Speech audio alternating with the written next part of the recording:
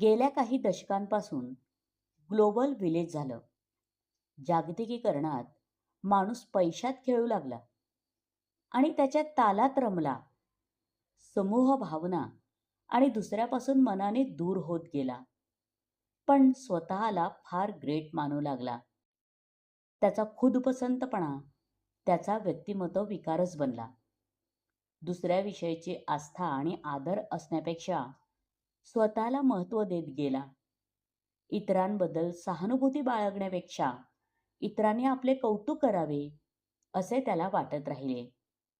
लायकी नसताना स्वतःचे महत्त्व वाढवण्याची भावना त्याच्यात निर्माण झाली. म्हणून तो नुसता गप्पा मारत इतरांचे दोष दाखवून स्वतःची प्रशंसा करत राहिला. नातेसंबंध आणि इतरांबद्दल चांगले म्हणणे किंवा मोठ्या मनाने त्यांचे कौतुक करणे त्याला जमलेच नाही. उलट सारेच तुच्छ आणि आपण चांगले हा भ्रम त्याच्यात वाढत गेला. आपले कौतुक व्हावे म्हणून दुसऱ्याचे लक्ष वेधून घेण्याचे, मान्यता मिळवण्याचे फिजूल प्रयत्न करत राहिला. मात्र इतरांबद्दल द्वेष आणि हेवा करणे त्याचा स्वभाव बनला आणि खोटा अभिमान, गर्विष्ठपणा, पात्रतेपेक्षा स्वतःला श्रेष्ठ समजणे हे त्याचे दोष त्याला कळतच नाही. अशा नार्सिस्टिक पर्सनॅलिटी डिसऑर्डर व्यक्तींचे स्वभाव डॉक्टर मनोहर सुरवाडे यांनी खुदपसंत बाप या कवितेत सांगितले आहे. ऐकूया कविता खुदपसंत बाप. मीच मोठा तुझा बाप छोटा, बाप मारतो आईला शब्दाचा गोटा. कपाळ तिचं फुटतं आणि नशीब फाटतं, सगळ्यांना धूळ समजतो, स्वतः हवेत उडतो. सगळ्यांना धूळ समजतो, स्वतः हवेत उडतो. हे केलं ते केलं म्हणे मी शिखर गाठलं, दिव्याखाली अंधार आणि भ्रमाचं किटकुल निघालं. बढाईखोर बापाला ते नाही दिसलं, ग्रेट समजण्यात त्याचं आयुष्य खपलं. ग्रेट समजण्यात त्याचं आयुष्य खपलं. बाप उंदीर मारतो, वाघाची शिकार केल्याचा आवणतो. बाप सापाला घाबरतो आणि शिदोडाला उचलून फेकतो. कशात काही दम नसतो आणि स्वतःला दाखवण्यात पुढे असतो. मला पहा आणि फुले वहा, फक्त आत्मस्तुती करतो.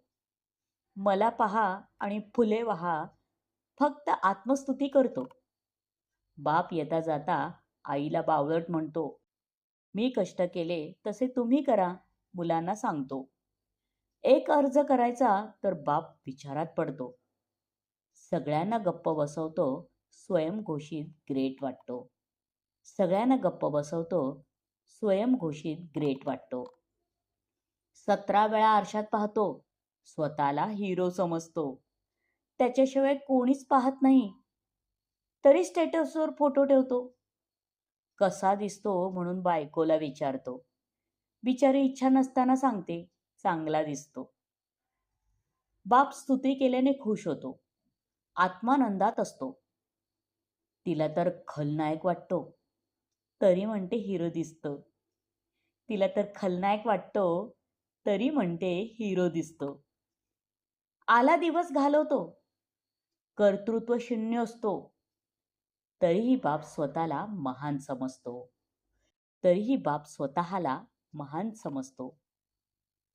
दिव्याला खालचा अंधार दिसत नसतो, समोरच्या माणसांना प्रकाशात पाहतो.